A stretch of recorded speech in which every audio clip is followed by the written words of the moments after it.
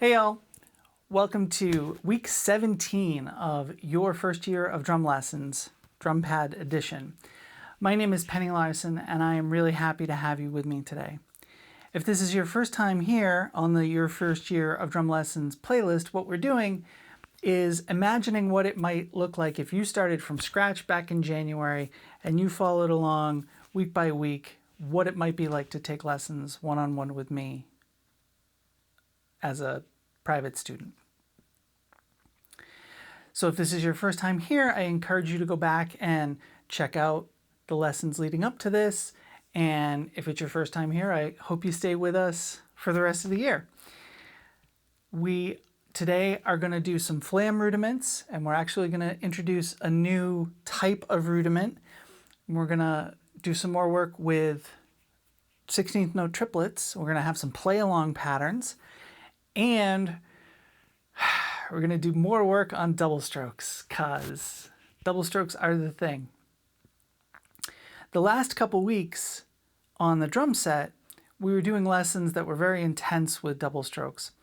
And in my experience in this first year of learning how to drum, the thing that trips up the most people, and the thing that people still work on for years, and I still work on after 40 years of drumming, more than whatever, is double stroke technique, right? Controlling that second note. How does that happen? How does that work? And so in my first year of lessons, there's almost always, almost every week, there's a new exercise or approach. Hey, let's talk about how to make your doubles better. And this week is no exception. But let's start with our last two flam rudiments. Today we have the Inverted Flam Tap and the Flam Drag. The Inverted Flam Tap, if you remember a few weeks ago, we did the Flam Tap, number 22. So I've got my flam, one hand high, one hand low. And then I'm going to play a tap, or a low note, with the same hand. Okay, and that ends up becoming almost like a double stroke roll, just with a flam on the first note.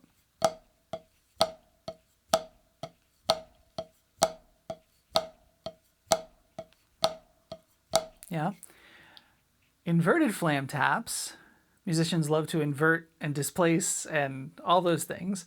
Inverted flam taps, instead of doing the tap with the same hand that did the high note, you do the tap with the other hand. So now if I play a right hand flam, my right hand is high, right, and then left, and then left, and then right.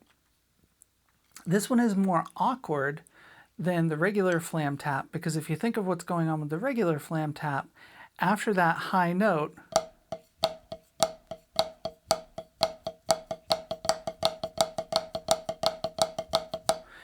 I'm doing a loud note and then a quiet note, right? So the hand that's the high note of the flam is playing a big note and then a little note. And that flows really well, right?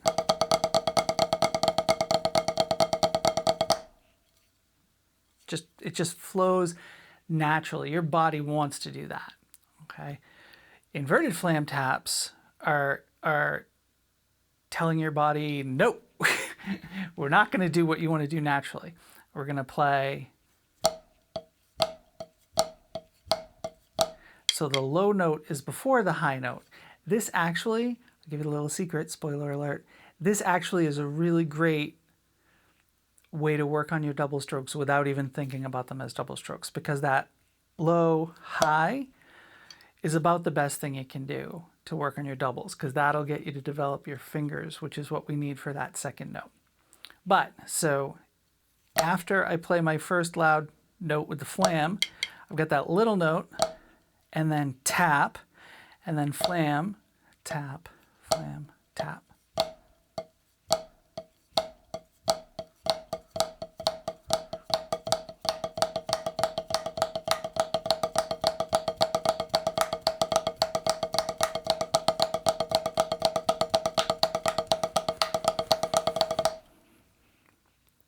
It has a different sound because as it speeds up, just the way your body adapts to playing it faster. If I go back and forth here, I'll start with flam taps and then I'll switch to inverted flam taps.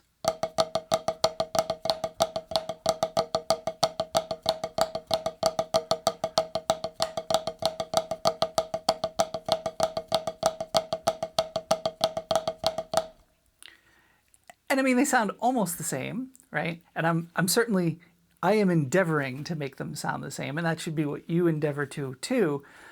But just the reality is that playing a loud note and then a soft note is physically different than a soft note and then a loud note, and your body just handles that differently as you speed up.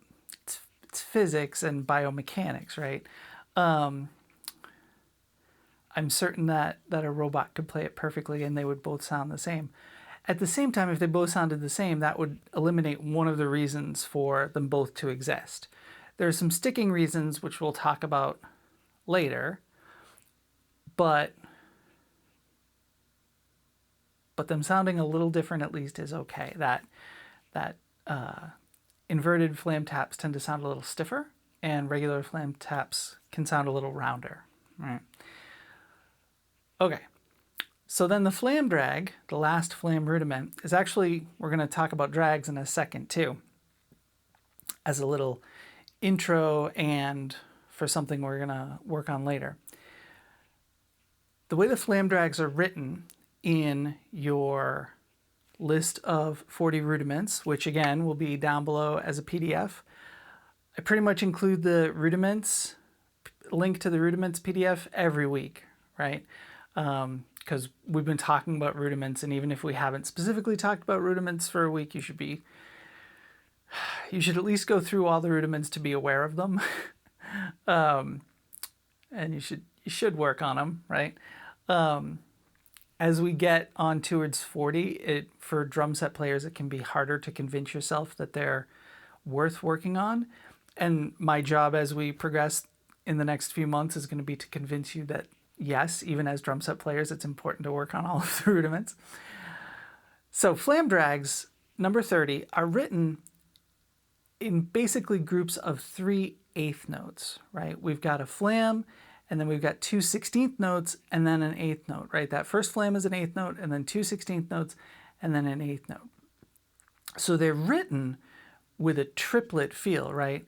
1, 2, and 3, 1, 2, and 3, 1, 2, and 3, 1, 2, and 3, 1, 2, and 3, 1, 2, and 3, 1, 2, and 3, 1, 2, and 3. And so as they speed up, they're still going to have that round feeling.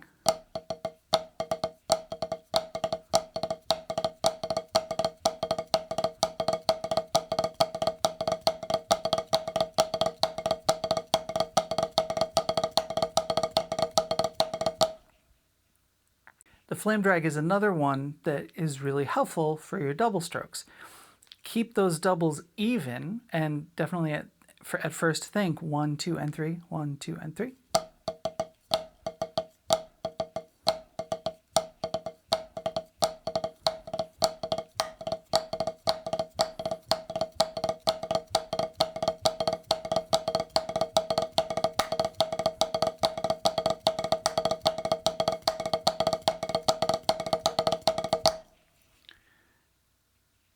And try and keep that rhythm as you speed up, and it's another one that you'll have to work on your doubles to get these up to speed at all. Okay, so we're done with flams. Now we get to put all these flam rudiments in some of the patterns that we're working on. So don't think, yay, thank goodness we're done with flams, we never have to work on flams again. This means that I get to put them in anywhere I want. So from now on, if I say, oh, hey, this pattern is a flamacue, you don't have any excuses to not know what that means. And you will have a reference in our lessons so far to go back and look. Also, I have that series I did about 8 years ago of Rudiments a Day, which each rudiment has its own video.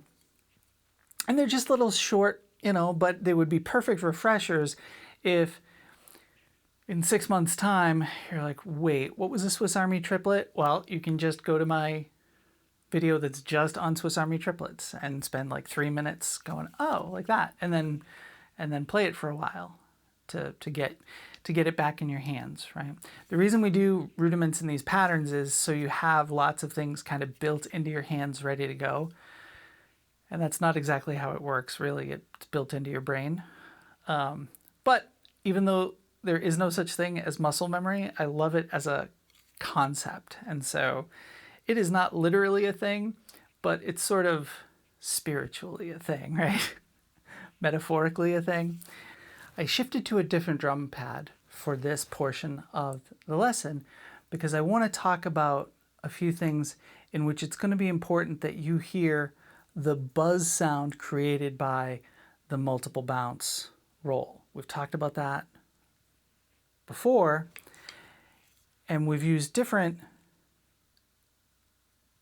pads, and we actually used a drum to talk about how the buzz sounds.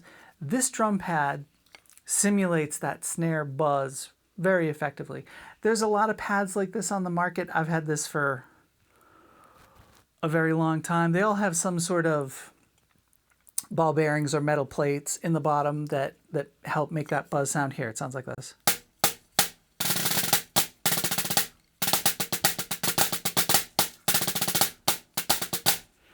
And it's still just gum rubber like my other pad and with a neoprene surface.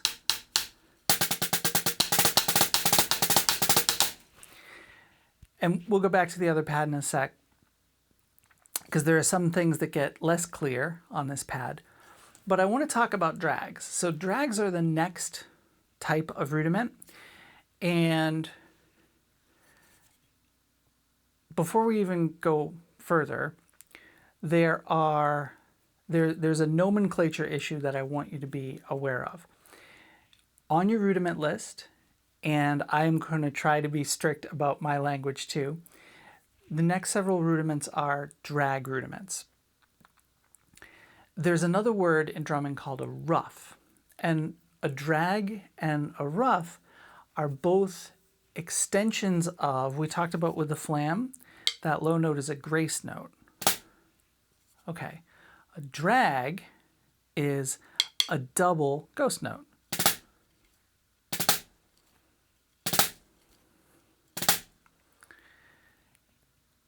A ruff are more than one, but single stroke grace notes. So if I did that same thing, here I'm doing left, left, right as my drag. If I play that same pattern, but instead I play it right, left, right, or even something that might be more common, so 3 single notes and then a note, that's a ruff, okay? A lot of times you will see people kind of use those terms interchangeably. Up until fairly recently, there was some debate about what terms we were going to use, and it, could start one of those holy wars that people like to have about things. And so the reason I'm telling you this is so if you see someone referring to a drag as a ruff or a ruff as a drag, you'll know what they're talking about, and you won't feel a need to, be a know-it-all about it. It's okay to correct people sometimes if they're giving incorrect information. I certainly don't claim that everything I say is perfect, so this is a dangerous thing to say, but if you notice like glaring errors with things I'm saying, sure, point them out. Sometimes there are points of opinion, right? Like when we talked about the multiple bounce roll and I said that I still call it a buzz roll, I don't think that's like a glaring problem to call it a buzz roll. I still try and say multiple bounce roll because that is the official nomenclature, but buzz is what it sounds like, right? So to me, buzz is an okay name. I don't need to be like, oh dear, this one, not that one. Drag and ruff have become two very distinct things, right? And so I think it's important that we keep our nomenclature clear and precise. There's a ton of things in drum notation and drum language because the drums as a serious, legitimate instrument are very young. We're still working these things out, right? And so it's helpful, the more things that we can definitively say, this means this all the time, and that means that all the time, the better. And so the only reason I'm making such a big deal about this is because if you hear drag and rough used interchangeably, you'll know to have your ears open for that. We're playing drags today, and a drag is a double grace note. I can also do, I would consider that a 5-stroke drag. The other thing about drags, the reason they're called drags too, just to, in case this isn't obvious, you drag the stick across the head, right? The other way we can do these, speaking of buzz, is with a multiple bounce or buzz stroke, right?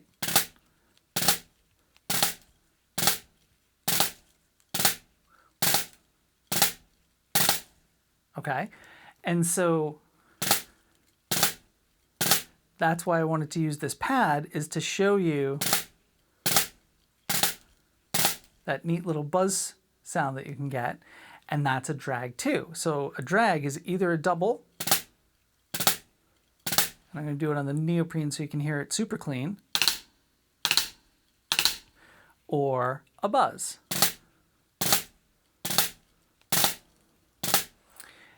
And in number 31, they're just written as quarter notes, right? So you can just play and decide whether you want them to be clean or buzzed, multiple bounced.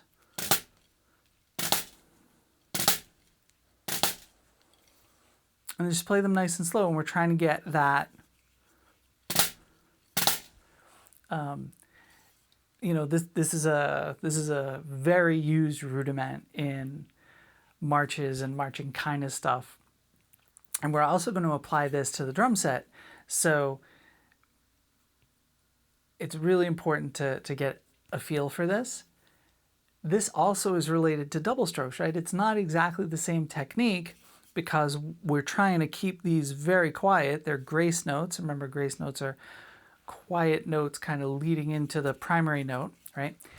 But it's a similar kind of thing. If you can get the bounce for this, that will help. It's not exactly the same thing, but developing that control and that feel of the bounce is all, it's that spider web, it's all related. Okay, so I showed you that so I could show you this. We're going to do some triplet play-along examples today. And like always, like the rudiment sheet, this will be down below. These might be easy enough you can just learn them from looking at it or from me playing them. Or from listening to the music that we're going to talk about they come from. We're going to talk about 3 pieces. The first is the Imperial March from Star Wars. I put from Star Wars, it's originally from The Empire Strikes Back, so Star Wars Episode 5, right, is the first time it appears. The second one is Bolero by Maurice Ravel, a nice 15-20 minute classical piece. And then the last one is a piece called Chavala by Buddy Rich, and on the Buddy Rich album Mercy Mercy. And this is pretty much Buddy's take on Bolero. The rhythm is almost the same. There's just a little 5-stroke drag there that we're going to talk about. It's going to be buzz, buzz, tap. And Buddy being Buddy, there's a lot of improvisation going on, especially towards the end of the second measure. So this is, if you wanted to play along with the recording of Chavala, which there's one right on YouTube if you just search for Buddy Rich Chavala, you'll find. Be prepared. He goes wild, right? Because he's Buddy Rich, and that, you know, sure, that's a thing he does. The Bolero version of it basically repeats the same pattern for, depending on how fast they take the version, anywhere from 15 to 20 minutes. So Bolero is a great thing to just play along to, just to get this feel. We've been talking about 16th note triplets. This is a nice way to incorporate them. I would play these for you with the music, but then the video would get blocked. So you're gonna be on your own in figuring out how they sound. I think these are all pretty straightforward. Let's run through them. So the Imperial March, we're in 4/4. I've got the way that I felt like sticking it made the most sense is I'm going to play my left hand on all 4 quarter notes. Okay, I've got a buzz drag leading into beat 2, and that's why we did drags, and then and triplet 3, and triplet 4, triplet and I'm going to land on that and after 4 with my right hand. So let's think of dum dum da ba da bum da ba da ba da ba dum.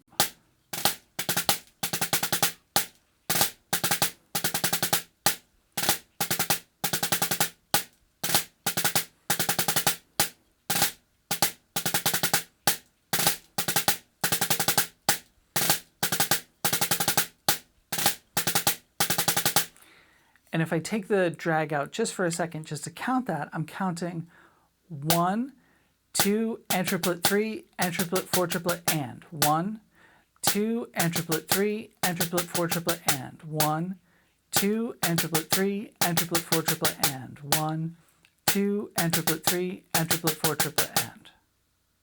Okay, and you can play this faster too, right? Once you can play it with the music, if you want to use it as an exercise.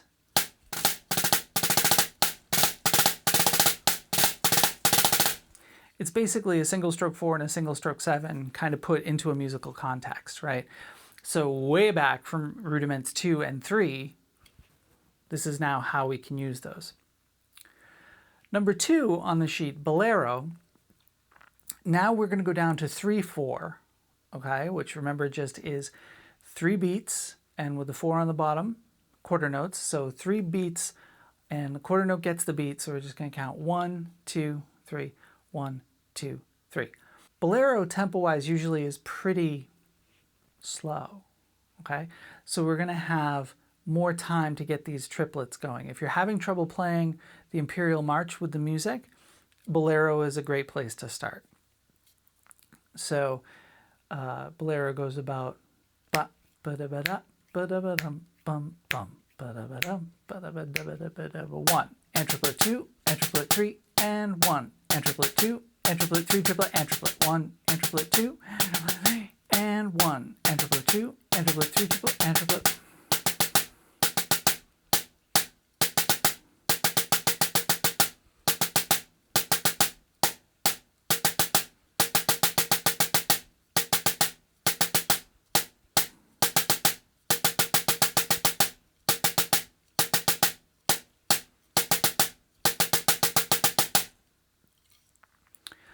So really similar to the Imperial March, these patterns are a lot the same.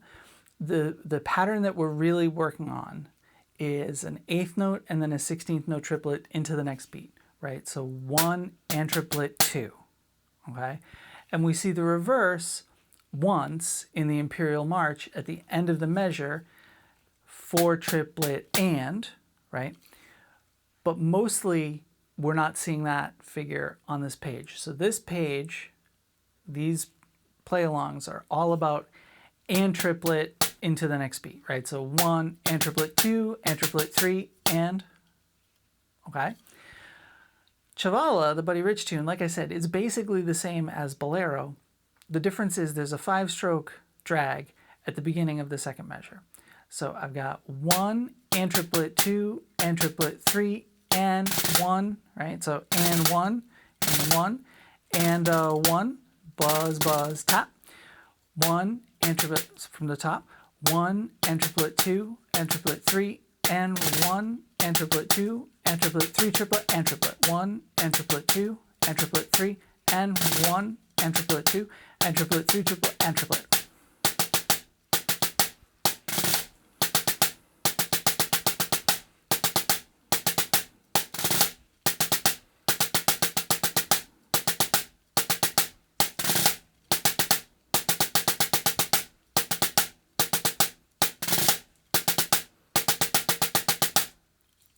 And like I said, in the Buddy version, there's a ton of improvisation, and it's a great tune. Even if you just want to go and listen to it, it's one of my favorite Buddy Rich tunes. The horns are amazing. But this pattern is really fun to play, and when you hear some of the improv that Buddy does, it might give you some ideas, right? Mostly in the end of that second measure, he's adding rolls or flams to fill it out, right? So if just a little improv on it.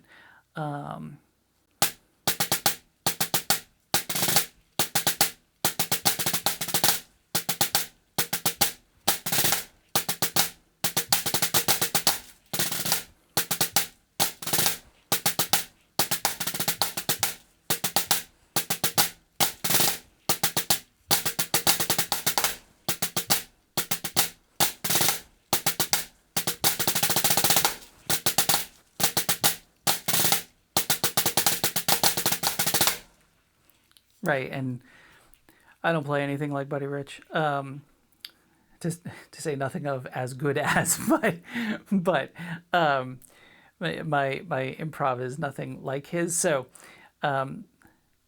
this is how paying Larson would improv on Chavala. But so definitely go check out Buddy's version to get some more ideas. Lots of flams, lots of rolls. It's super cool. Like I say, one of my favorite Buddy tunes on any of his stuff. And so that's our triplets for today. Okay, so the last thing we're going to do today is an exercise I wrote a few years ago called Crude Doubles. And this exercise is kind of totally designed around accenting that second note of the double and kind of making that even harder. Okay, this is an exercise that there's a couple physical things in here that I still, at certain tempos, I still kind of choke on a little bit because they're designed to do that, right? This exercise is designed to break your doubles technique. Okay, if you can play this at, I don't know, pick a tempo. I haven't timed it.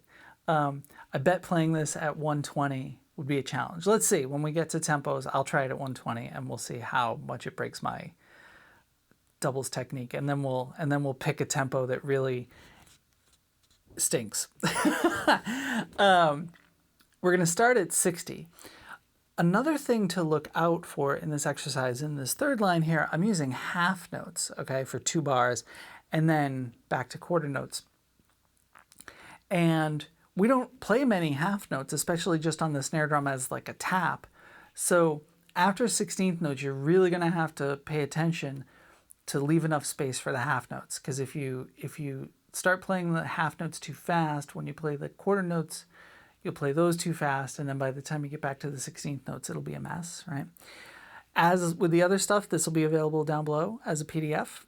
This one especially, I encourage you to print out. This one, take home with you and work on. But you probably are home right now. If you're listening to this like 5 years from now, this was like during, pandemic 2020 when everyone was in their house for 3 months. So anyway, print it out, work on it. Let's see what tempos we can do without breaking our technique. Let's talk about a couple specific things that are going on here. So in the very first measure is just quarter notes, right? 1, 2, 3, 4. This exercise was taught to me originally as a measure of quarter notes and then a measure of eighth notes. 1, 2, 3, 4, 1 and 2 and 3 and 4 and. Okay? No real instruction was given to me about technique. This was purely a, hey, play these sounds, make these sounds happen. Okay, play a really quiet note, and then a really loud note, and then a really quiet note, and then a really loud note, and then do that twice as fast. Okay, so I'm going to give you some technique advice to help work through this instead of just saying, hey, play these sounds. So after that first note, the quiet note, almost immediately I'm trying to get my hand up as fast as I can, right? This is where that upstroke comes in really handy.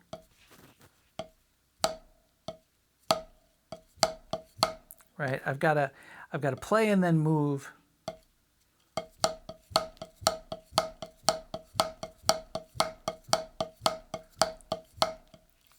Right, I've got to play and then move, lickety split, okay? So what I'm doing is I'm doing that upstroke and then I'm pulling really hard with my fingers back down, my fingers and my wrist together to get the loud note. So my hand is opening and then closing really quick, right? The way that I'm getting my stick up, I can do it all with my wrist, right? Just my wrist. But my wrist doesn't like that. My wrist is getting old.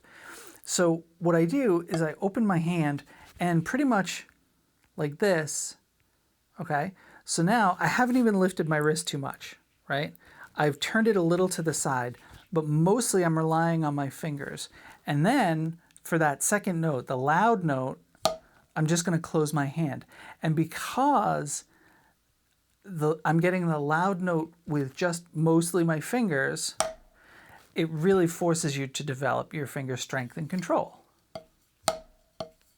Right? And you can see, you know, I've elevated my wrist a bit. Right? There we go. But it's mostly that control here and then fingers here. And I'm exaggerating to show y'all, but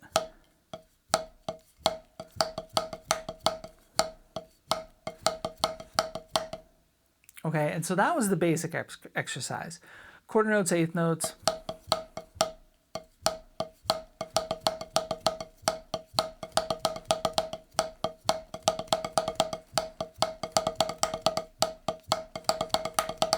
And once I could do that really well, I just graduated to playing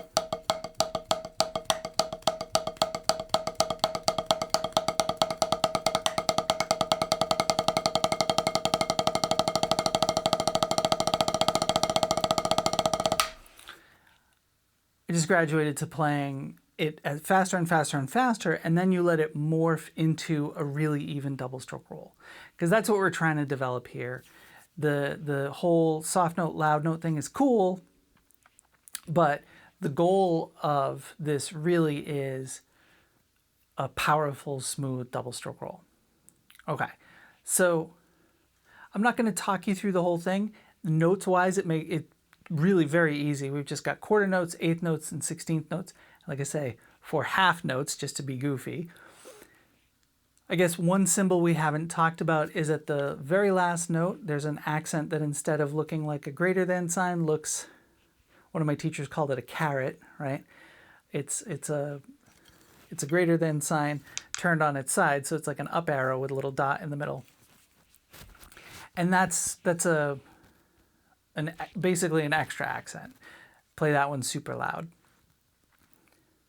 All of the non-accented notes should be quiet. All of the accented notes should be loud. This is a 2-level exercise. No real dynamics other than is it loud or is it soft. So let's try it first at 60 beats a minute and see how that goes. 1, 2, 3, 4. 1, 2, 3, 4. 1 and 2, 3 and 4. 1 E and a 2 E and a 3 and 4 and 1 E and a 2 E and a 3 E and a 4 E and a 1 E and a 2 E and a 3 E and a 4 E and a 1, 2, 3, 4. 1, 2, 3, 4. 1, 2, 3, 4. 1, 2, 3, 4. 1 E and a 2 E and a 3 E and a 4 E and a 1 E and a 2 E and a 3 E and a 4 E and a 1 E and a 2 E and a 3 E and a 4 and 1 and 2 E and a 3 E and 4 and 1 E and a 2, 3 E and a 4, 1 and 2 and 3 E and a 4 E and a 1, 2 and 3 E and a 4. 1 and 2 E and a 3, 4 and 1 E and a 2, 3 and 4 E and a 1 E and a 2 E and a 3 E and a 4 E and a 1. Okay, at that tempo I find it pretty on the easy end of moderate difficulty physically. If I'm really trying to make sure that those accents come up, especially in the, most of it is very easy, but the 1, 2, 3, 4, at the end of the fifth line when it does 3 E and 4 E and, that's the one that's a killer for me, to do a soft and a loud and a soft. Let's try this at 80 beats a minute and see how that goes. 1, 2, 3, 4. 1, 2, 3, 4. 1 and 2, 3 and 4. 1 E and a 2 E and a 3 and 4 and 1 E and a 2 E and a 3 and a 4 E and a 1 E and a 2 E and a 3 and a 4 E and a 1, 2, 3, 4. 1, 2, 3, 4. 1, 2, 3, 4. 1, 2, 3, 4. 1 E and a 2 E and a 3 and a 4 E and a 1 E and a 2 E and a 3 and a 4 E and a 1 E and a 2 E and a 3 E and a 4 and 1 and 2 E and a 3 E and 4 E and 1 E and a 2, 3 and a 4. 1 and 2 and 3 E and a 4 E and a 1, 2 and 3 E and a 4. 1 and 2 E and a 3, 4 and 1 E and a 2, 3 and 4 E and a 1 E and a 2 E and a 3 and a 4 E and a 1. Let's keep going up by 20 beats. Let's try 100 beats a minute. 1, 2, ready, go. 1, 2, 3, 4. 1 and 2, 3 and 4. 1 E and a 2 E and a 3 and 4 and 1 E and a 2 E and a 3 and a 4 E and a 1 E and a 2 E and a 3 and a 4 E and a 1, 2, 3, 4. 1, 2, 3, 4. 1, 2, 3, 4. 1, 2, 3, 4. 1 E and a 2 E and a 3 and a 4 E and a 1 E and a 2 E and a 3 and a 4 E and a 1 E and a 2 E and a 3 E and a 4 and 1 and 2 E and a 3 E and 4 E and 1 E and a 2, 3 and a 4. 1 and 2 and 3 and a 4 E and a 1, 2 and 3 and a 4. 1 and 2 E and a 3, 4 and 1 E and a 2, 3 and 4 E and a 1 E and a 2 E and a 3 and a 4 E and a 1. So definitely at 100 beats per minute, that end of the fifth line starts to become unfriendly. Let's try 120 just to see what happens. This was, remember at the beginning, this is the tempo that I said might be something to shoot for, that if you can do it at 120, that's a really good sign. So let's see. And again, most of this exercise I think is very doable at these tempos. It's a couple very specific things that in some ways are all what sometimes all what this exercise is about, right? You can play parts of this at tons of different tempos, getting those few little nuggets that are super killers, and then being able to play the whole thing at that tempo. That's what you're going for, right? Who cares if you can do the easy parts fast, right? So we're trying to ramp up the most difficult parts, and then the easy stuff takes care of itself. So this is 120. 1, 2, 3, 4. 1, 2, 3, 4. 1 and 2, 3 and 4. 3 and 4 and 1 E and a 2 E and a 3 and a 4 E and a 1 E and a 2 E and a 3 and a 4 E and a 1, 3, 4. 1, 2, 3, 4. 1, 2, 3, 4. 1, 2, 3, 4. 1 E and a 2 E and a 3 and a 4 E and a 1 E and a 2 E and a 3 and a 4 E and a 1 E and a 2 E and a 3 and a 4 and 1 and 2 E and a 3 and 4 E and 1 E and a 2 and a 4. 1 and 2 and 3 and a 4 E and a 1, 2 and 3 and a 4. 1 and 2 and a 3, 4 and 1 and a 2, 3 and 4 and a 1 and a 2 and a 3 and a 4 and a 1. Okay, yeah, definitely for me, 120 is kind of my breaking point, and that at that lick at the end of the fifth line. This isn't an exercise that I play super often, so if I worked at it, I'm sure I could play it faster, right? One of the things we've talked about is you don't have time to work on everything, and so there's what am I going to work on? And the reality is, because most of my playing nowadays is drum set playing, I try to keep my doubles chops good, but they're nothing like they were when I was marching in drum corps, right? Because then I was playing snare drum and doubles were 90% of what I did, well, not 90, but a really big percent of what I was doing. And so I had to have crazy doubles chops, right? And I don't now. And that's just a reality of being a human and having time and not unlimited abilities, right? And not unlimited time, too. Let's be goofy and try this at 140 just to see how everything else goes. And I'm going to warn you right now that the end of that fifth line is going to be a mess, okay? And I'm going to let you see how it is when it's a mess. And let's see if I can get the rest of it together. There's a couple other places I'm a little worried about, but the end of the fifth line I know is going to be a mess. 1, 2, 3, 4. 1, 2, 3, 4. 1 and 2, 3 and 4. 1 and a 2 and a 3 and 4 and 1 and a 2 and a 3 and a 4 and a 1 and a 2 and a 3 and a 4 and a 1. 4, 1, 2, 3, 4. 1, 2, 3, 4. 1, 2, 4. 1 and a 2 and a 3 and a 4 and a 1 and a 2 and a 3 and a 4 and a 1.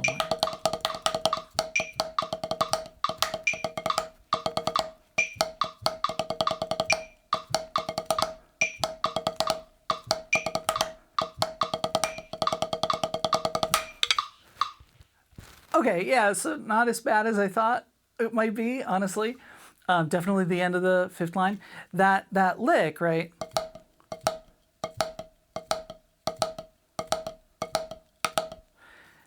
If I was specifically trying to work this exercise up, I would take that lick out and just work on that over and over again with a metronome, gradually speeding up, because that's the one physical move that just crushes the ability to play this exercise much faster than this. The next one where it's, so the sixth line where it's 1 and a 2, 3 and a 4, that's rough, but it's not, because I don't have to get right back down for a quiet note, it's not as bad. And then the lick that's in the second to last into the last line, 1, 2, and 3 and a 4, that looks much worse than it is, because you're doing 2 accents in a row, but because they're with both hands, you know, it looks scary, but it's actually not bad at all. Okay, so that's gonna do it for today. In some ways, not tons of new material, but lots of, like, we're starting to refine things. We're starting to work on worrying about things being really perfect and really granular in how we're talking about things. I'm going to be doing a separate video on doubles technique. I actually have one from that Rudiment series I did 8 years ago. And the new video is going to be a lot of similar material, a lot of repeat. But someone asked me specifically on one of the drum set videos how to play double strokes on a floor tom, because I'd like to demonstrate that. And so we're going to talk about playing double strokes on, I'm going to use a moon gel pad. I might use a pillow. All these, I have a few pads that are kind of designed to give you no bounce support whatsoever. And if you can play a double stroke roll on those, you can play on the floor tom. And we'll probably do a little special feature for our snare drum lesson. We'll probably do a double stroke roll on a floor tom too, just so we can see how that sounds. So I hope you liked this video. If you did, I would appreciate a thumbs up. If you hated it, I would understand a thumbs down. It would be great if you subscribed to the channel so you could keep up with this series and the other videos that I'm releasing. If you want to make sure you never miss anything that I'm doing, you can hit the little notification icon and then you will get notified. You can find me at Instagram and Facebook at Penny Larson Drums, and I would love to connect with you in both of those places as well. I hope you're having fun. I'm having fun. I hope you're practicing. Something I've noticed is that the lessons are kind of having this slope where there's a difficulty and it gets more difficult, and then we back down and introduce a new concept, and then we take that to a new difficulty and then back down. And I hope that flow is working for you, even if some of the easy lessons are too easy or some of the hard lessons are too hard, that you're still able to flow. I'm going to be releasing a separate video just talking about when is something good enough, when should you move on. I did a video a couple months ago about practicing priorities, and this is related to that, but I think it's a little different. So, and a few people have asked me questions about that kind of thing, and so I want to address it because I've got opinions about that. So, but for now, that's going to do it. I will see you all again real soon, and take care.